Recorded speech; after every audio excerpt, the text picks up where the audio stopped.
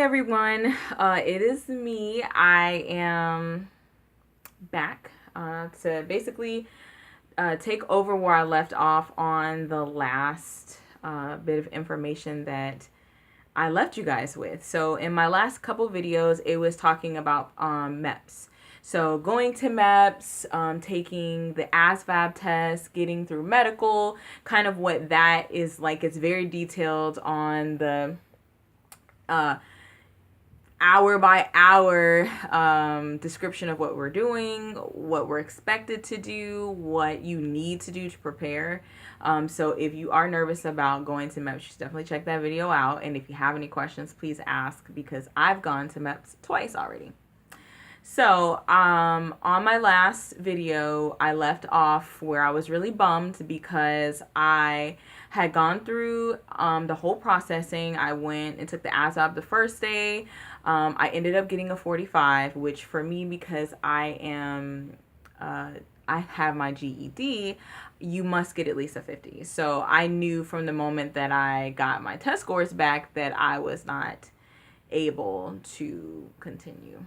Actually, I didn't know at first. I didn't find out until the very end, but that's simply just because I didn't have that information. But I ended up still going through medical. Medical is also a huge deal when it comes to MEPS. It's one of the biggest days. And I passed medical.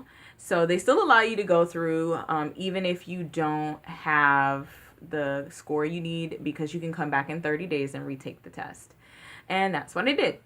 So I passed medical. I went back. I told my recruiters what's going on. And they're like, okay, no big deal. We're going to send you back down in 30 days. So go get your shit together, excuse my language, study, and then we're going to get you right back down there. So that was in November, like early November. So then I go back early December. 1 month later, I was ready to take this thing again. So I studied so much math. The test is, I wouldn't say it's a very difficult test. It's a lot of information. It's like 8 different subjects. And you have to know a lot. The room is freezing cold. You're right next to everyone. Everyone's nervous and their brains are just like frying. And it's a lot. It's a lot. It is. And then especially when it comes to math, because you have to really know your math. Like, this is not a test that you can try to cram. You can, but it's just so many different kinds of math on it that, like, you're only going to remember so much of that information. You're not going to remember every formula for geometry and every formula for algebra and all of those things. Like, you kind of have to actually know what you're doing. So I did a lot of studying. So I took the test. I was praying because I, instead of this time me having the recruiter drop me off, I drove because if I did not pass the test, then I would have needed to go back home. So I went in like really nervous. I was praying that I passed because I didn't want to go home. I wanted to continue to go the next day. So I take the test. When you get out of the test, they give you your scores immediately before you walk out of the door and let you know, do not open the scores until you get to the hotel the next day. So I have to know my score, because if I didn't get the score I needed to go home. So I sneak in the bathroom. I'm in the bathroom, like literally, this is like one of those moments where you just have like this big news in this envelope, like, and you're like, oh my gosh, like this could make or break my whole day. Like, and to add, if you do not pass your ASVAB the first time and you have to go back and take it again, you have 30 days before you can take it a second time. And if you don't pass it the second time, then you have to come back in 6 months. So just to add a little bit more tension to the fact that I was already on my second time, if I didn't pass, A, I would have had to go home. And B, I would have had to wait 6 months before I could even attempt to try to take the test again. So it was huge. Like, it was like I was just so nervous. I was sick. I didn't even want to open the envelope. I wasn't even going to open the envelope, but I had to. So I rip open the envelope and I'm like, oh my God. So I ended up getting a 60 this time. So before I got a 45, so I upped my score 15 points. So I was like, what? I was in there doing the Tootsie Roll. I was just cabbage patching it. I was like, yes, like so happy because I was so nervous that I was going to have to go back home defeated and have to wait 6 months to even try to take the test again. Nevertheless, all the other stuff that you have to do. So, your girl passed. So, okay. So now, when you come back again in 30 days, you still have to do a small portion of medical. Because it's only 30 days, I had already passed all the other stuff that you need for medical. So I didn't have to do that stuff again, thank God. All I needed to do, I had to get measured and weighed. And I had to do a pregnancy test. And that's it, I think. But, okay. So the first time I told you guys about MEPS, which is in my last video. So once again, if you have questions about MEPS, please feel free to reach out to me. I've been twice, but I also did another video kind of giving the day by day, hour by hour detail of how it was. Okay, so the first video on MEPS, I was like, people are complaining about it. It wasn't that bad. It wasn't that bad the first time. This time around, okay, so we go to the hotel after everyone takes their test. Same old. So you get briefed. The briefing is painful because, especially if you've already gone through it, because you're like, oh my God, I'm hungry. I want to go eat and go to bed. It's already like, we left at like 7. Dinner's over at like 8:30. So by the time we got there, we had like a couple minutes to eat. And then you're going to have to go back upstairs and get briefed again. Like, it was a lot. So I was like, oh my God, let me get this over with. So we're in there. They give you the briefing. You're in a room with I would say maybe like 50, 60 kids. Some of them are, getting processed for, to go to boot camp. And then some of you are in there like, you just took your test at MEPS and you're waiting for medical. So everyone's going to medical the second day. That's just how it works. So we go, we finally get to eat. You have to be careful. Me, I'm overweight. So I had to like a lettuce leaf and some chicken. Like, that's all I could eat. I didn't want to weigh in really heavy, and you don't want to be like full because you're going to have breakfast too in the morning. So once again, I get partnered up with who my roommate was. We go to the room. Luckily, 2 times in a row, I've had really cool roommates. My last roommate was Air Force, and this roommate was Army. So you're going to be mixed in with all the other branches. Everyone's going to a different branch. So it was really exciting. I love meeting new people. She was really cool. She was going in to do medical. I think she's going to be a nurse in the Army. So that was really cool to hear about that. So we talk, we chatted up, but just like my other roommate, like I had some good roommates because we weren't like everybody else, like, yeah, we stayed up real late and we did this and we did that. Like, all my roommates have been like really responsible, and they're like, girl, I'm trying to go to bed because, we got to get up at 4:00 in the morning. And I told her, I'm like, okay, so last time my roommate got up at like 3:30, was out the door now at 4 a.m. to go downstairs to eat breakfast because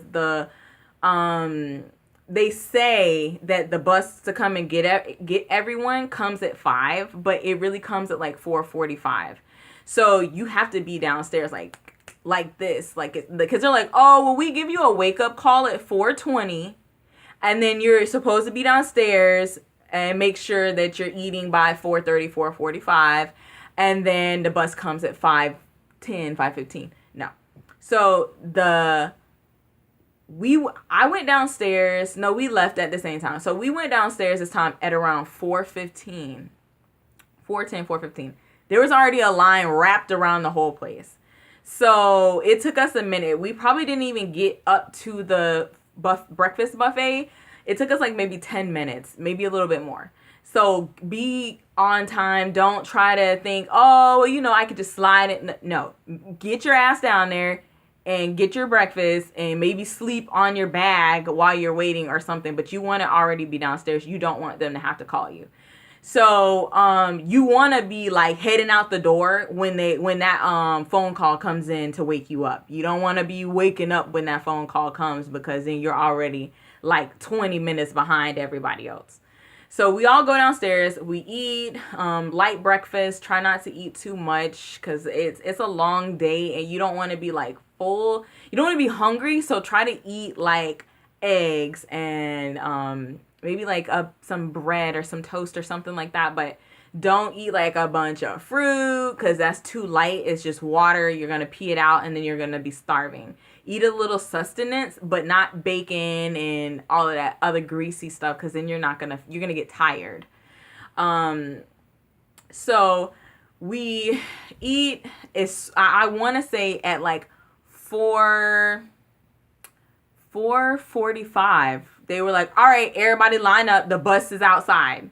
So that's why I was saying, like, if you were upstairs, you were out of gas. We had people who were just coming downstairs and they had to hurry up, run over to the cafe, get a plate, eat, scarf it down. And we were all like watching them eat because we were like, dang, like, you know, they had to hurry up or whatever. So when you get in line, you have to sit on the bus back to MEPS with the person that you stayed with. So stay close to your partner, even if you don't like them, even if they like were weird or whatever. Just try to make sure you know where they are, because if you're not next to you, when you walk up to them, they're gonna ask for all the stuff they gave you back, and they're gonna say, okay, you're this person, you're that person, okay, good, you're good to go, and you get to leave. But if you're not with your partner, you're not going anywhere. So you have to make sure you buddy up with your partner and just kind of stick with them. So we finally get on the bus. The bus ride is pretty calm. No one's really talking because it's really early in the morning. So we were all just kind of like, you know, you want to get your water in, because if you have a water bottle, because a lot of you are going to have to pee. Everyone's going to have to pee. If this isn't your second time going, you're going to have to pee. You know what? I had to pee still. Never mind. You're still going to have to pee. I forgot I did have to take a drug test again. No, did I? I didn't have to take a drug test. I had to take a pregnancy test. So I still had to pee either way.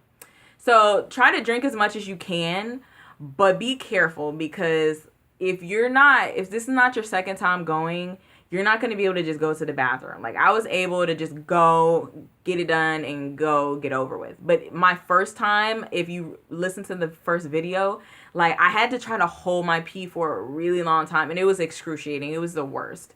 So just try to drink, but don't just chug, because it's going to be a bad experience for you. So we get there, like every time you go, you get basically briefed off the bus. Everybody get off the bus. Get off the bus right now. Everybody screaming, because we're mixed in with the kids who are going to boot camp too. So they try to make it like real for your ass, like immediately. So they're like, all right, everybody get off the bus and get outside and line up now. So we all running off the bus. Hurry up, walk in, get in formation. So we all try to get in some kind of formation. We all sleepy, so you know it's freaking crazy. So they let us know what you can't bring in there, blah, blah, blah. Everybody got to throw away any plastic bottles, whatever, water, juice, whatever you got to throw it out. Any weapons, got to throw it out. Anything that's going to go off on the metal detector, throw it out. So you have to have on t-shirt and jeans, no sweatpants, no Victoria's Secret jogger, leggings, like nothing. If they're not jean material, then they're not going to let you in. You got to change. So make sure you don't try to slide by, because they're going to be watching you one by one. And if you have that on, they're going to pick you out. They don't miss one thing. They do not. They don't. So don't think that, oh, you finna slide by. Like, no, you won't. Even if you got by the first day, you won't get by the second day, because they're like ready for your ass. So I go in this time around at MEPS, you guys. It was so tough. Like, I don't know what the difference was, but this time around, this time around was just, it was really tough. So, we go in, you get sat down in this big room. I compare it to like the DMV. It's like a really big room with chairs all over the place, and you just have to sit down or whatever. So we sit down. They separate us by folder. The people who are shipping off to boot camp, their priority because they have plane to catch. So they went first. The rest of us, we basically sat there and waited for them to get out of the way. So we, excuse me.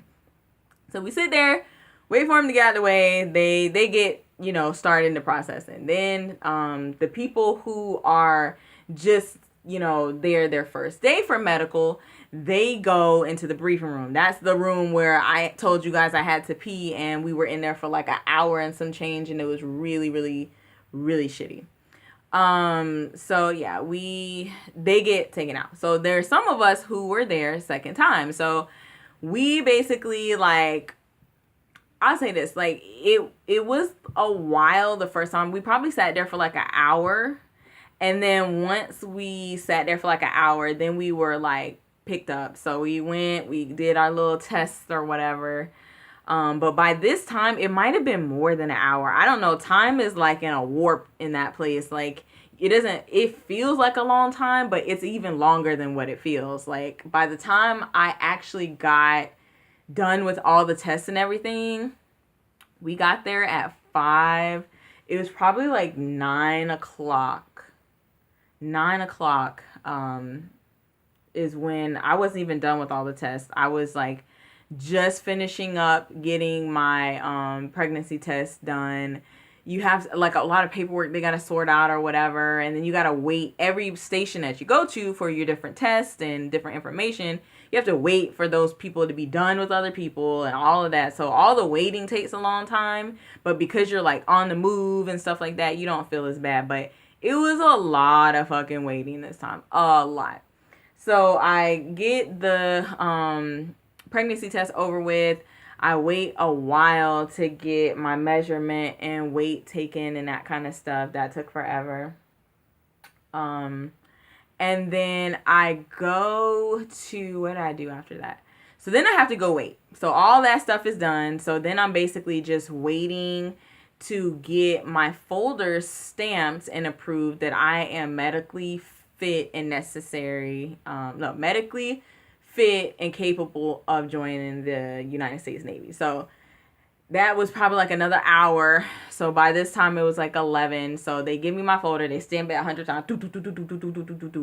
You are now deemed fit to join the United States Navy. I'm like, that was like a really good feeling though, because I had passed the last time. It was a struggle to take the test, and now it was time for me to actually like get to sit down with the classifier. Sorry you guys, I had to get the lighting back adjusted the way it's supposed to be. So, okay, so I was really excited because now I get to go to a classifier. I'm like, yes, like this is like everything. Hang on, still not right. Okay, thank you guys for the momentary interruption there. But yeah, so I finally get to go to a classifier, which was like huge because that's what this video is about. I know it's a really long introduction, but that just goes to show you how long the day really is when you get there. So this next couple moments, I'm going to be talking about getting to sit down with the classifier. You know what? I probably should have started with that now that I think about it.